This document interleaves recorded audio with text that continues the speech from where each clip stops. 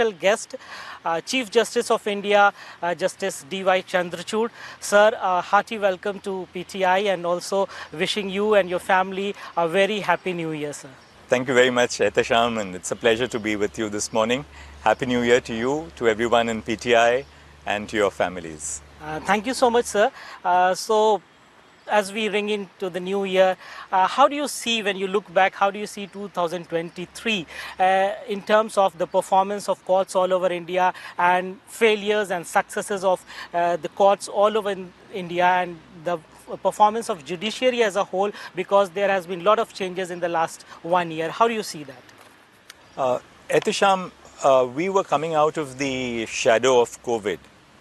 After COVID descended, it was a very difficult time for the Indian judiciary. We were able to cope because of the sound technological infrastructure which our judiciary has, and our performance in that sense, even during the COVID times, was unprecedented. But at the same time, COVID did bring in very serious challenges in terms of staff, in terms of the lawyers, for the judges themselves, because families were involved. It led to so many different issues which we had to face within the judiciary. But the last year was a remarkable year, I feel, for the Indian judiciary, because we have taken several new steps to making justice more inclusive, to promoting access to justice. Now, typically, when you look at a court, the public, the citizens view the courts from the perspective of the output, the judgments. But equally, they look at the process which is going on in the courts, because that process has to be friendly enough for citizens, it has to promote access, and it should not be a barrier to any citizen across the nation. We have taken some very unique initiatives in the last year. They are all designed to ensure enhanced accessibility and transparency to the Indian judiciary. Coming to the Supreme Court, for example, we have started live streaming of important cases emanating from the constitution benches. And I believe that live streaming is one signal achievement of our Indian judiciary over the course of the last year, which is intended to take the work of the judiciary to the homes and the hearts of people.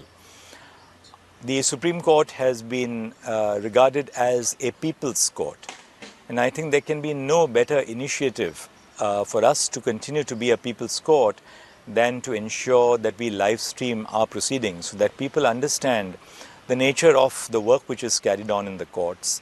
They understand the seriousness with which every individual case, whether it's an important constitutional case or a small case involving somebody's pension, is taken up by the court. So live streaming has been a very important initiative. The second important initiative which I would like to mention is the ECDR Portal. There are about 36,000 judgments of the Supreme Court since independence, since the court was established. Now, all these judgments are recorded in English, which is the official language of the Supreme Court. But not all our citizens understand English, and legal English at that. So one of the very important initiatives which we adopted was first to digitize all these judgments, place them in the public realm, and ensure that citizens have free access to these judgments through the electronic Supreme Court reports. But we haven't stopped at that. We have been using artificial intelligence for the purpose of translating the judgments of the Supreme Court, machine-assisted translation, as a consequence of which, as of date, as we speak, about 23,500 judgments of the Supreme Court have already been translated into Hindi. And they are part of the ECDR portal, so that just as you have a free text search portal in the English version of the ECDR, any citizen can access judgments in terms of the date of the decision, the name of the judge, the subject of the decision, so on and so forth, on the basis of a variety of search parameters. And our effort is to translate all our judgments into every one of the recognized languages, recognized in the sense constitutionally recognized languages, and we are moving on that in a very rapid way. Apart from this, the court has been taking very important initiatives for ensuring physical accessibility of our premises. I had constituted a committee chaired by one of my colleagues, Justice Ravindra Bhatt, to conduct an accessibility audit of the Supreme Court of India. And the accessibility audit has revealed very important steps which we have to take to ensure that people, regardless of physical disability, are not denied access in the true sense of the term to the Supreme Court. We have been trying to integrate technology into the work of our courtrooms.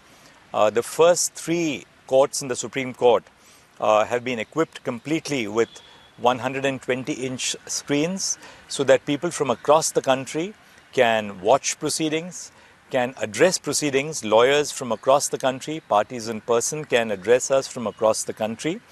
They can submit documents digitally. In fact, my court, as the Chief Justice of India, is completely paperless. The judges don't use paper, and I encourage lawyers not to use paper. All our files are delivered to us digitally, and we are completely off paper. We are now expanding that to court number 4 and court number 5 in another fortnight. The same facilities would be available in court numbers 4 and 5. If you wanted to come to the Supreme Court and you needed a pass, you had to come and wait in a line to get a physical pass. That has been now replaced by the Suswagatam portal, as we call it, as a result of which even the passes for entry into the Supreme Court have been made digital. So a lot of new initiatives on the technology front, which are being adopted not just by the Supreme Court, but by the High Courts. There is virtually a veritable competition now among the High Courts. Delhi High Court especially. Yes, Delhi High Court, a lot of High Courts now, Karnataka, Kerala, Tamil Nadu, Madhya Pradesh, Punjab and Haryana. You just name the High Courts and they are doing something new. And I have invitations almost by the week to release a new initiative of the High Courts for the citizenry at large. One of the problems which we found was about the communication of bail orders of the Supreme Court down to the jails. Because it is not enough that we are extremely alert about the need to grant bail in appropriate cases. But these orders must reach the under-trials or convicts, many of them who are under-resourced. They don't have adequate literacy. They do not have necessarily access to legal aid. The Supreme Court has developed a module called FASTER, and now we are implementing FASTER 2.0, which uses blockchain technology, so that through the use of blockchain technology, the orders are authenticated. That ensures that the orders cannot be fabricated and then put out onto the public realm. And we are ensuring that we have control over all subsequent steps which are taken to implement the orders. So the district judge in one of the districts in India who has to pass the bail order consequent upon the Supreme Court granting bail and impose requisite conditions, does that on time. We can ensure that the jailer in one of the jails across India has actually delivered the order. They will report back onto the portal, and all this is capable of being monitored. One of the initiatives which we adopted in the last year to promote gender sensitivity was to come out on a gender handbook. The idea of the gender handbook, Etesham, is that we, in our legal discourse, we must be more attuned to the need to maintain gender sensitivity, so that certain phrases that were routinely used, words which were used in legal discourse, are no longer acceptable. Why are they no longer acceptable? So through this gender handbook, which we are using as a training module across India for training judges, lawyers, paralegal staff, is something which we are working on and which we have already put out into the public realm. We have come out with guidelines for the framing of written submissions. Litigation is becoming very complex. It's becoming complex partly as a result of the economic complexities of our times. Many of the new laws that Parliament has enacted are regulatory laws, like the Insolvency and Bankruptcy Code. This gives rise to a lot of complexity of litigation, and that also reflects in the volume of the paper books which we have to deal with. Today, a paper book of say 20,000 pages is not unique, it's normal. That's the new normal that judges have to deal with. 30,000 pages. When we dealt with the Ayodhya case, for instance, 30,000 plus was the size of the paper book, the documents. When we dealt with Article 370 recently, we crossed that as well. Now, how do we equip judges to ensure that they don't lose sight of important parts of the paper book? So we have put into place a standard operating procedure for the filing of written submissions, for filing of joint compilations by lawyers. All this to ensure that the whole process of presentation of cases is streamlined, that there should not be an element of ambush in the course of legal arguments. Everything should be transparent. So my idea about incorporating technology as part of the judicial process is to make this truly a citizen-centric judiciary, a judiciary which is responsive to the needs of our citizens. So the object of incorporating technology is not to set apart the court from the citizens. It is to enhance transparency, bring out greater participation of citizens in the work of the courts, and to ensure ultimately that we are responsive to the needs of our citizens. So, as far as the pendency of cases is concerned, it has always been a big cause of concern. So, in 2023, we saw that Supreme Court disposed of a record number of cases. How was that possible? What extra efforts were made for that? Well, to give you the figures, we disposed of 52,191 cases from 1st of January to 15th of December 2023. And this exceeded our registered filing, which was 49,191, which showcases in a certain way effective case management. We did that at different levels. First and foremost, we did that in terms of streamlined case processing. In the time which is taken between the point when a case is actually lodged in the registry to the point of time at which the case comes up for actual hearing before the court for the first time, that period has been reduced from 7 days or even more, it was sometimes much more than even 7 days, to 5 days or less. We have prioritized certain types of cases, for instance, cases involving bail, cases involving demolition, cases which are extremely urgent, so that those cases can be processed even within a day and can be listed before the court. We have also put into place a procedure by which there is swift handling of certain types of cases, bail, habeas corpus, eviction, anticipatory bail. These cases can be processed and are processed, generally speaking, even in 1 day. So we have really first and foremost focused on the time which is taken from filing to the listing of a case for hearing before the court. The second important step which we took was for having specialized benches for adjudication of cases. The age in which we live today, and this is not something which is unique to the law, it's across the board. It's an age of specialization.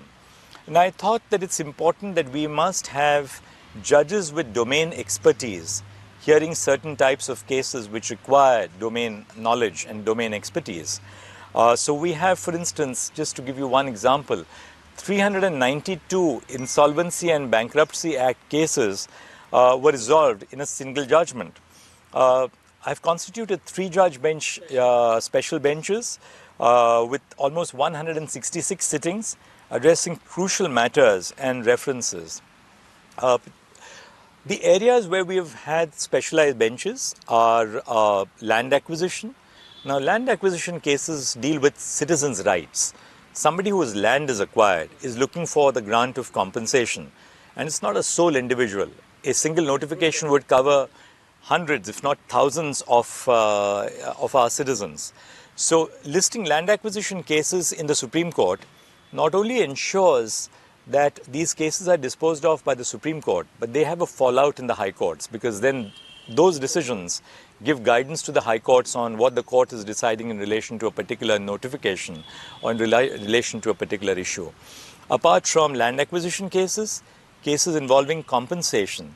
These are basically cases involving motor accidents where citizens across India are affected by motor accidents. Sometimes where a death takes place, their legal heirs are waiting for the grant of compensation by the insurance companies. So we had a specialized bench for compensation cases. We've had a specialized bench for direct tax cases. We have had specialized benches for indirect tax cases, particularly in the context of the GST. We also have specialized benches for insolvency and bankruptcy, the commercial cases that we have today. So setting up domain expert benches where judges who have specialized knowledge in that branch would work on those cases has been really one of the key factors in speeding up disposals. So, but apart from this, we have been focusing on, say, criminal cases. Criminal cases, as you know, are the largest single source of filings in the Supreme Court. So criminal cases are dealt with almost by all judges. But within criminal cases, we have judges dealing with cases in which they have expertise. For instance, there were death references which were pending before the Supreme Court. And death references have to be disposed of at the earliest, because somebody in jail under the shadow of the award of the death penalty, you can imagine the psychological impact on that person. There's a societal interest involved as well. So I requested one of my very senior colleagues, Justice Bhushan Gavai, to take up the death references. Death references go to a combination of 3 judges, and that has resulted in the disposal of a large number of cases involving the award of the death penalty as well. So these are some of the steps which we have taken.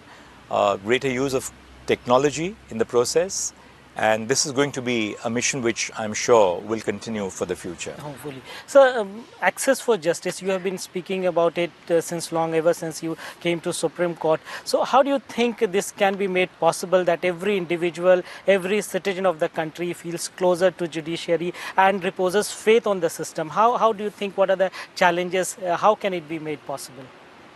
Well, let me begin by saying that the number of cases which are filed every year in our courts, whether it's the district courts, the high courts or the Supreme Courts, is a clear index of the faith that common citizens have in the work of the judiciary. Because the kind of work which our courts do is virtually unprecedented in any other part of the world. For instance, the Supreme Court's doors are open to every common citizen. Very few Supreme Courts across the world do the kind of caseload which we handle.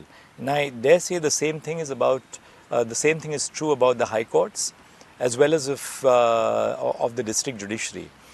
The district judiciary is a very important source of concern for me as Chief Justice of India, in the sense that the first point of engagement of a citizen is with the district judiciary. The citizen doesn't go usually to the Supreme Court as a matter of first resort, but to the district judiciary, whether it's for a stay in a civil matter, anticipatory bail, or a variety of other issues which face common citizens. So it's important for us to focus on the district judiciary in terms of its infrastructure, in terms of filling up vacancies, in terms of training judges, and in putting into place better case management systems for handling the work of the district judiciary. And work is going on a war footing on each of these issues. We are looking very closely at the infrastructure of the district judiciary. There's a case which is pending before the Supreme Court, namely the Malik Mazhar Sultan case, where successive Chief Justices have been monitoring the work in the states in terms of upgrading the infrastructure of the Indian judiciary, the district judiciary, filling up vacancies, because we cannot have vacant posts in the judiciary if we have to truly be responsive to the needs of the citizens. So that's on the infrastructural front. For instance, recently, as a result of an order which we passed, Delhi district judiciary will be having close to 250 new courtrooms, which were the need of the hour for that court to attend to citizens' grievances. There are new judges who are joining the system, and there would have been no courtrooms for those judges to sit in.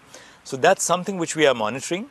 I engage very closely with the Chief Justices of the High Courts to ensure that the infrastructure of the district judiciary and the High Courts is upgraded. Apart from that, it's important to have judges with the right kind of ethos.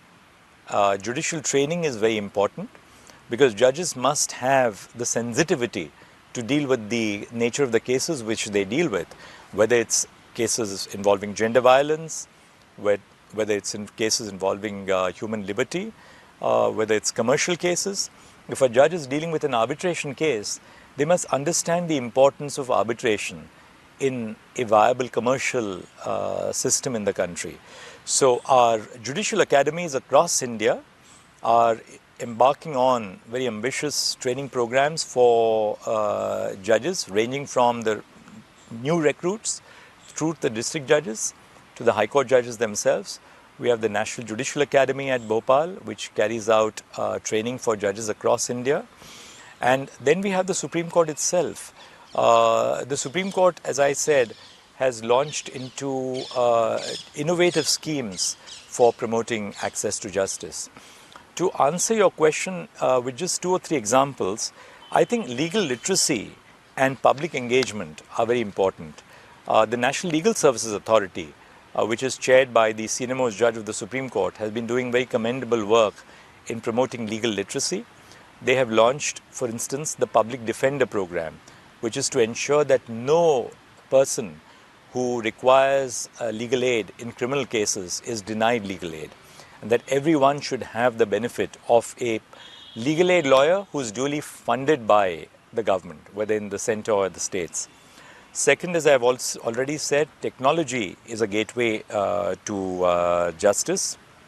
And the third important area is judicial infrastructure in promoting accessibility. And for that, I think the center has increased the budget of judiciary in this financial year. Still, what are the challenges ahead that you can foresee? Well, as part of the e-courts mission mode project, I'm in fact chairing the E-Committee of the Supreme Court of India, which looks after the ICT needs of almost 18,000 courts across India. Phase 3 of the e-courts project is about to be launched, and we have a budget which has been sanctioned by the Union Government of 7,000 crores. And we hope that with this budget and the new phase 3 of the e-courts project, we will be entering a new phase in the ICT engagement of the Indian judiciary. My object really is to saturate. We must saturate the least technologically equipped districts in the country to ensure that citizens in these districts, particularly in the northeast and in the hilly areas of the country, have every facility that is available in terms of access to the internet. So we are setting up e-Seva Kendras. To tell you something about the e-Seva Kendras, we must admit that there is an internet or digital divide in India. Not every citizen has access to the internet or has access to the same extent as citizens maybe in some of the larger metropolitan areas would have. The object of setting up e-Seva Kendras is that we should make available within the precincts of every court establishment all the services which are provided to citizens as part of the e-courts project, so that no citizen is denied access to the normal services of our courts. And the idea, therefore, is for us to reach out to citizens through the setting up of e-Seva Kendras. We are also now, we have also collaborated with the common service centers, the initiative of the Government of India as part of the Digital India initiative, so as to ensure that the CSCs, which would work at the level of every village in India, would also provide the e-services which the judicial system provides, whether it's in terms of e-filing of cases, in access to information about their cases, about e-payments. E-payment gateways have to be incorporated and are being incorporated as part of the system. Another very important aspect which I would like to very briefly dwell on is the Interoperable Criminal Justice System, which is ICJS. And ICJS basically seeks to integrate every one of the stakeholders in the criminal justice administration: the police stations, the forensic science laboratories, hospitals, the court system, and the jails across India. And therefore, the underlying assumption of ICJS is that if we can integrate diverse stakeholders in the criminal justice administration, we'll be able to produce a more efficient system of dispensing criminal justice. There are, of course, implementation challenges which we have to overcome. One of the challenges which we face is overcoming resistance to change from traditional paper-based systems to digital processes. Second, ensuring coordinated efforts and collaboration among diverse stakeholders, including the police, jails, the forensic science laboratories. It's not just about putting technology in place, it's also about changing human mindsets, training people. And training has been a very important initiative of the eCourts Mission Mode project. You'd be surprised to know about how many differently able citizens, citizens who have physical handicaps, are employed by the court system. We have been training them by making them aware of all the tools which are available to them. For instance, to a visually handicapped person who is a clerk in our system, who is working in the filing counters of our system, to use these modern tools and techniques so as to make them productive and dignified employees in terms of not lacking anything which somebody who does not suffer from visual challenges has access to. So we also need to overcome technological barriers, and adapting to new technologies does pose a learning curve for judges, for lawyers, for court staff, and we are encouraging judges to use more of technology. We are encouraging lawyers to use technology. The younger lawyers are extremely well versed in the use of technology. Some of the more senior lawyers, some of the senior judges, because they didn't grow up with technology. So it's work in progress. We are constantly encouraging them to adopt to greater use of technology. One challenge which I must underscore is about the need to maintain data security and privacy, because the Indian court system deals with data pertaining to the lives of individual citizens. So whether they come to court in search of a solution to their matrimonial problems, whether it's in relation to a commercial dispute, whether it's in relation to an act of gender violence, all this implicates data security as well. And this is really a challenge, and it's not something which is faced only by the Indian judiciary. The need to maintain data security on the one hand and to ensure the privacy of citizens on the other is a key challenge which is being faced across the world globally. And India is also engaging in finding solutions to balancing the need to have greater incorporation of technology with, at the same time, ensuring that we preserve our data in terms of both security and privacy. So in 2023, it has been a very eventful year for Supreme Court. If I ask you personally, your personal choice, I mean, so many important judgments were delivered this year by Supreme Court. If you can name one or two which you think these judgments may be authored by you or somebody else, whom you think that these judgments can have an impact on the society? Well, it's a difficult question to answer. Every judgment, even if it is in a seemingly individual case, has an impact on society. Because while judges decide individual cases, the law which they lay down impacts upon society. So when we decide cases, the outcome of those cases redefines our vision of a just society for the future. Now, having said that, I may have some of my own favorites. I may be criticized for being partisan to them, but technology is very close to my heart. So one of my favorite cases is something related to technology, which was Sarvesh Mathur versus the Registrar General. where we have issued a slew of directions to the high courts to ensure that there is a greater incorporation of technology in the working of the high courts. For instance, we issued one direction to the effect that access to video conferencing facilities shall not be denied to any citizen or to any lawyer. So, for instance, no high court will say that only people above the age of 65 can access video conferencing, because the object of technology is to make it broad-based and inclusive. We also directed that links to the video conferencing facilities should be provided in the cause lists by various high courts. A slew of directions have been issued in Sarvesh Mathur. I've also been dealing recently about a case, the All India Judges Association case, which deals with upgrading the conditions of service of our district judiciary, which to my mind is very critical, because it is only when we provide dignified conditions of work to our civil judges, the civil judge at the lowest level, the junior civil judges, the senior civil judges, the additional district and sessions judges, and then of course the district judges and thereafter above, that we can provide a truly responsive judiciary, attract the right kind of talent.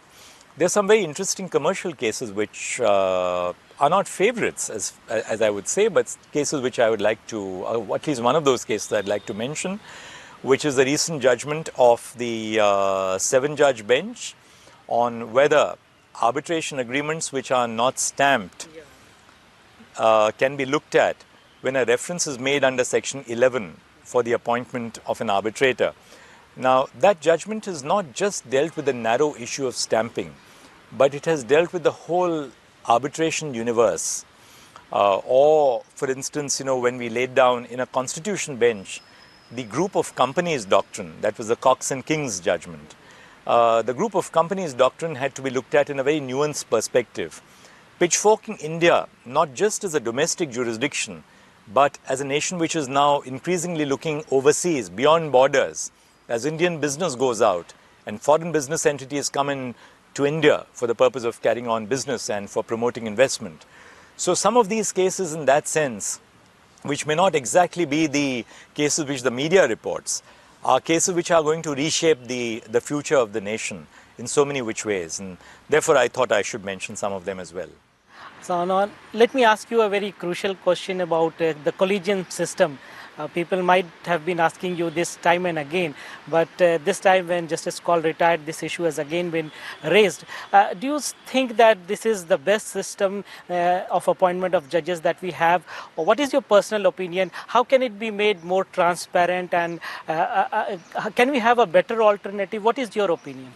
Well, as Chief Justice of India, I'm bound by the Constitution and I'm bound by the law which has been laid down by my own court interpreting the Constitution.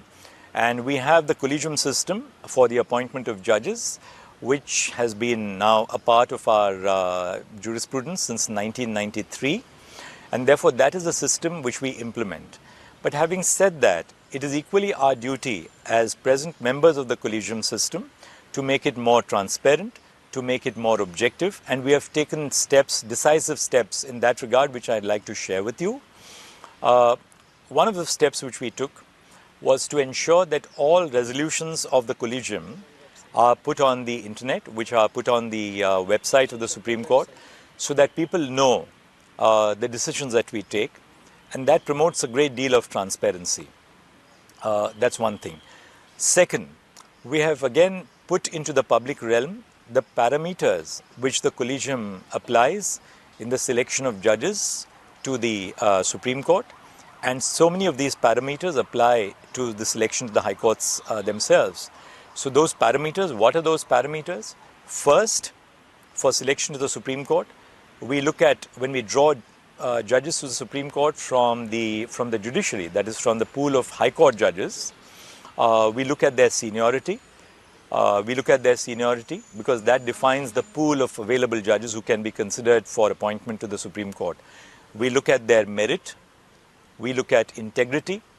That's the third important aspect. As I said, second is merit. The third is integrity. Fourth, promoting a greater sense of diversity in the Indian judiciary, in terms of the recruitment of judges from diverse backgrounds, be it in terms of gender, religion, caste, marginalized backgrounds. So these are the steps which we have taken to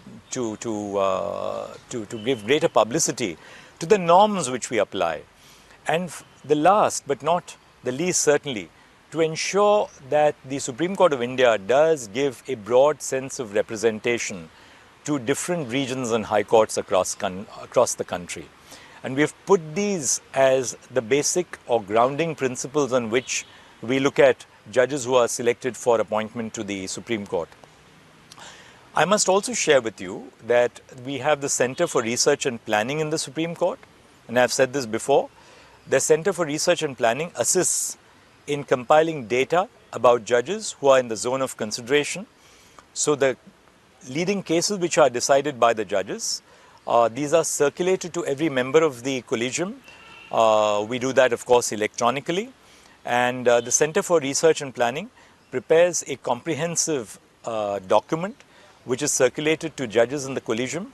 That document helps us better in evaluating the judges whose names come up for consideration and discussion among colleagues in the Supreme Court. But apart from that, every single day of our lives as judges, we are looking at the quality of the output of judges of the high courts. Because on Mondays and Fridays, when we deal with cases going up to 80 cases per bench per day, we are dealing with cases which are decided by the high courts. And those decisions give us a clear understanding of the nature of the cases which are being decided by the high courts, the complexity of the cases which are addressed by individual judges. Therefore, to say that, the collegium system is lacking in transparency would not be correct. We have taken steps to ensure that greater transparency is maintained, a sense of objectivity in the decision-making process is maintained. But I must also share something, and that's my caveat. When we consider judges for appointment to the Supreme Court, we are dealing with the careers of sitting judges of the High Court, people who are in saddle as judges of the High Court. Obviously, therefore, the deliberations which take place within the collegium can't be put out in the public realm for a variety of reasons. Many of our discussions bear on the privacy of those judges who are under consideration for appointment to the Supreme Court. Those deliberations, if they have to take place in a free and a candid atmosphere, can't be the subject matter of a video recording or a documentation. That is not the system which the Indian Constitution has adopted. The American Constitution requires confirmation of judges of the Supreme Court by the Senate. That's not the system which our Constitution adopted. And for valid reasons, the framers of the Constitution were keenly conversant with our conditions, with a multi-religious, a diverse society. And it's important that we also learn to trust our decision-making process. It's very easy to criticize the process, but now that I've been a part of the process for several years as a senior judge of the Bombay High Court, as the Chief Justice of the High Court of Judicature, Allahabad, as a puisne judge of the Supreme Court and now Chief Justice of India, I can share with you that every effort is made by our judges to ensure due consultation at the high courts when selections are made for or before recommendations are made. As you know, at the level of the High Court, judges are drawn from the district judiciary as well as from the bar. The evaluation of the judgments of the district judiciary has followed very well-established parameters. There's a judgments assessment committee in every High Court which looks at the judgments of the judges who are under the zone of consideration. They're assessed, evaluated and graded, and the output of the judgments assessment committee is placed before the collegium of the High Court when they make recommendations for appointment of district judges to the High Court. The collegiums in the High Court also look at the personnel file maintained with reference to every district judge. They look at complaints, if any, against a particular judge.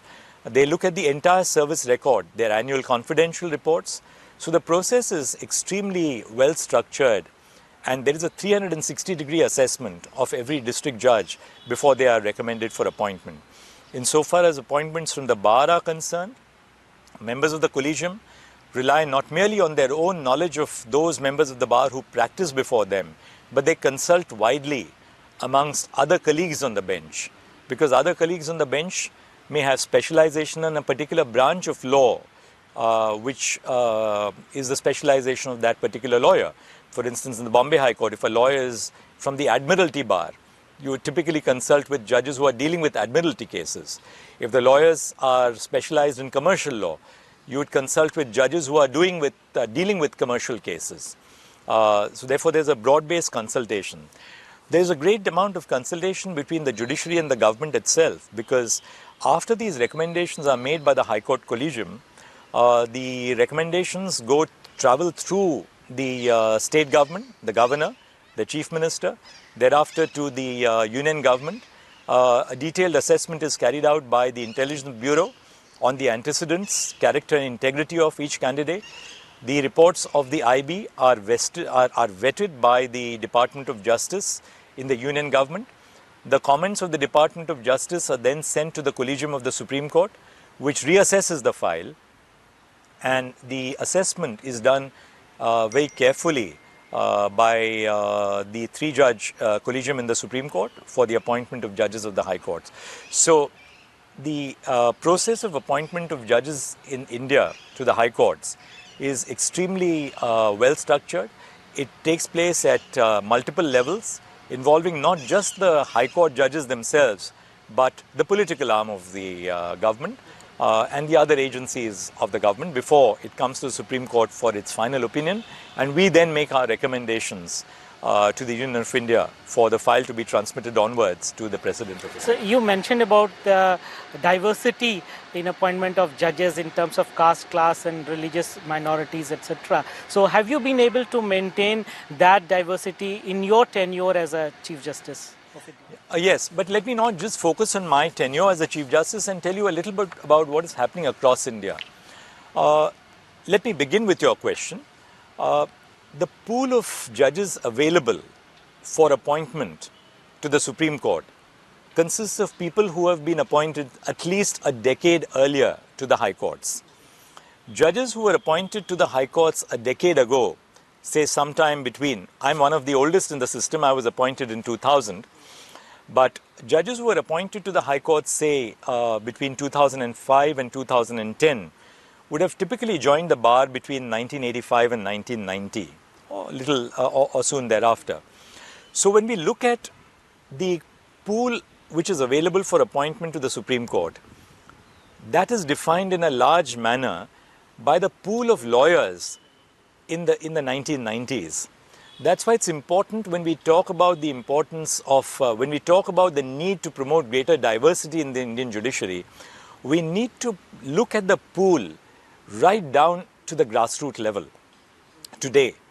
And one remarkable thing which is taking place, which is something which I must share to you as the head of the Indian judiciary, is that when we are making recruitments to the district judiciary across India, in a number of states, in a large number of states, the number of women is exceeding 50%. In Maharashtra? In a number of states, Rajasthan, in a number of states, the number of women who are being recruited into the Indian judiciary has crossed 60%. It's gone to 70%. That means that when you have competitive examinations and women have a level playing field, they are doing exceptionally well. Now, these women who are being recruited into the district judiciary today, 10 years or 15 years down the line, they would be the persons who would be, they would be manning positions in the High Court. And sooner or later, they would be coming into the Supreme Court eventually for appointment. The bar has to be made a far more conducive place for women to practice, and that's one of my concerns. How do we ensure a level playing field for women who are practicing? And I think there, the responsibility is not just of the judges themselves, but of members of the bar themselves. Senior members of the bar, for instance, must make sure that they make their chambers places which are accessible, which are welcoming of women. I think our chambers must factor in that women have very significantly different societal responsibilities than male lawyers have. We must factor in the fact that women have a very large role to play in terms of the work which they do for their own families, and therefore in terms of childbearing. Therefore, we must ensure that women are not put out of the profession by these challenges which womanhood brings to a member of the bar who's a woman.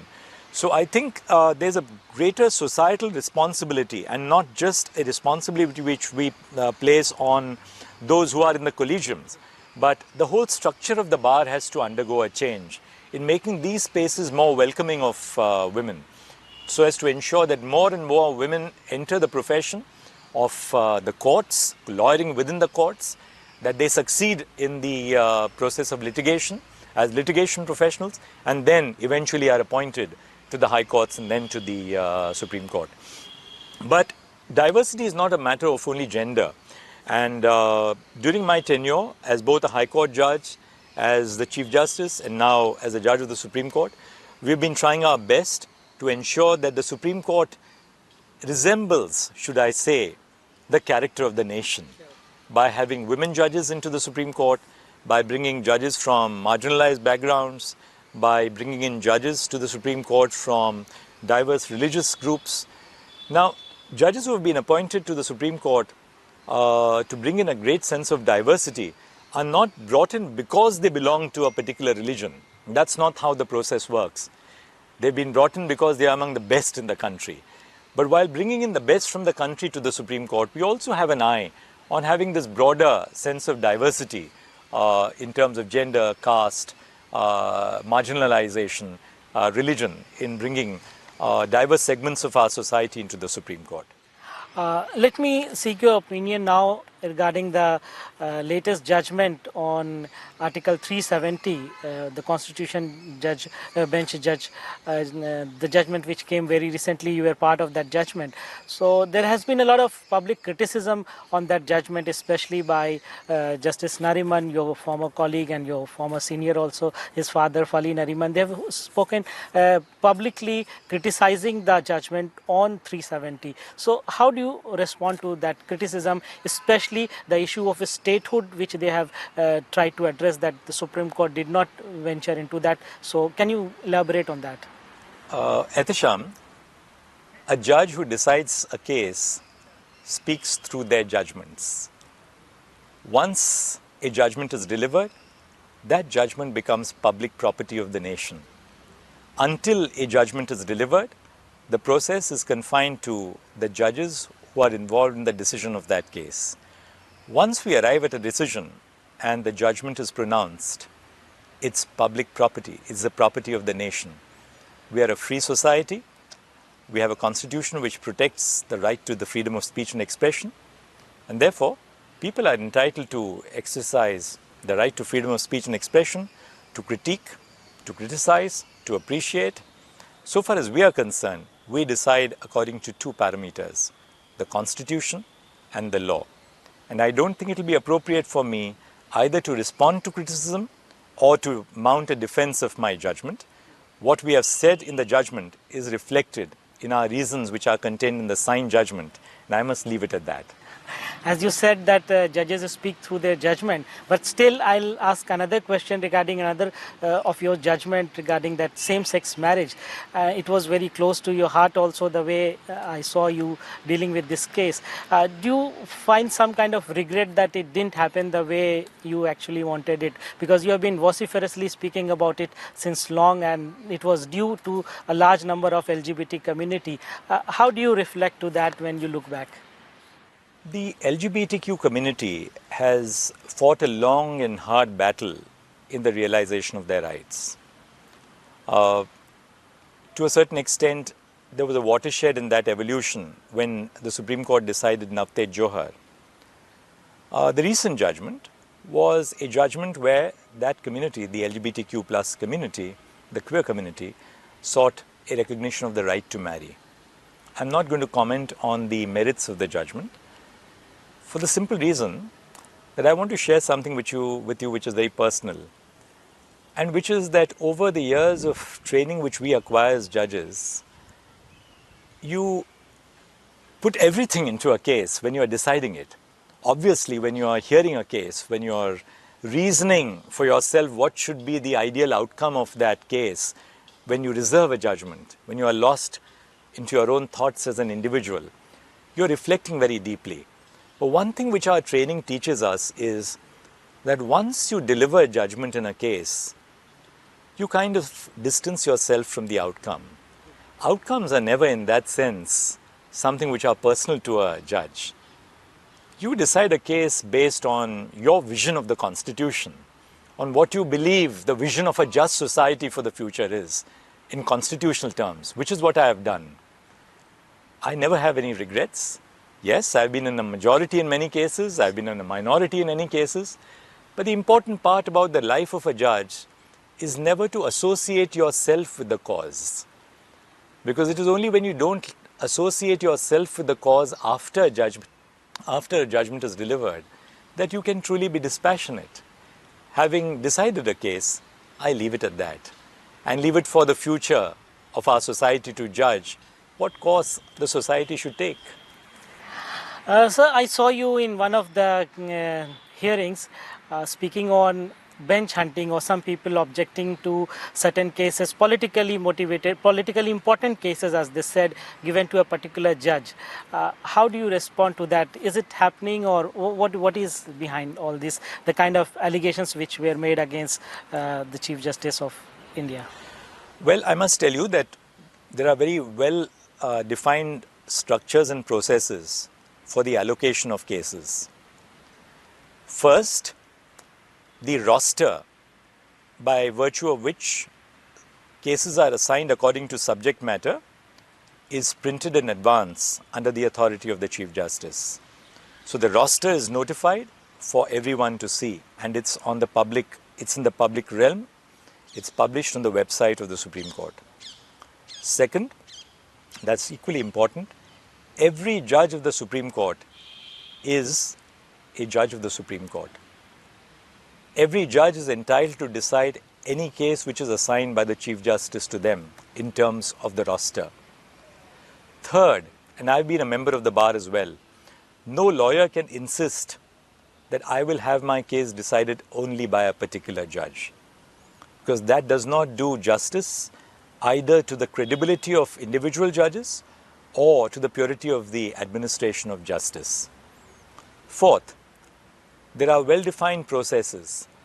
Cases are assigned by the Chief Justice when a case comes up for assignment. For instance, if a judge recuses themselves. Normally, cases are assigned according to roster automatically by the computer. If a judge recuses, case is put up before the Chief Justice, and the Chief Justice will then reassign that case. The reassignment may be to a senior judge, it may be to a junior judge. Once the case is assigned to that judge, that case follows the judge, unless, for instance, the judge falls sick and says, well, I don't want to take up that case. I don't want to take up that case because I'm not on duty for the next month, in which case it has to be reassigned. But I'm very, very clear in my mind that if the credibility of the institution of the Supreme Court is to be maintained, we have to ensure that the allocation of cases in the Supreme Court is not going to be a lawyer-driven allocation. It has to be an allocation which we do in terms of our processes and systems which are laid down in the Supreme Court. Having said that, I can only say that, well, you have to trust your decision makers. So one final question, again regarding one of your important judgments, that is the Ayodhya judgment. You were part of that bench. So it is very, everyone is curious to know who authored the judgment, because it happened for the first time that the judgment did not carry any name who authored the judgment. So can you now reveal what exactly was behind that and who actually authored that judgment? Many believe that it's you.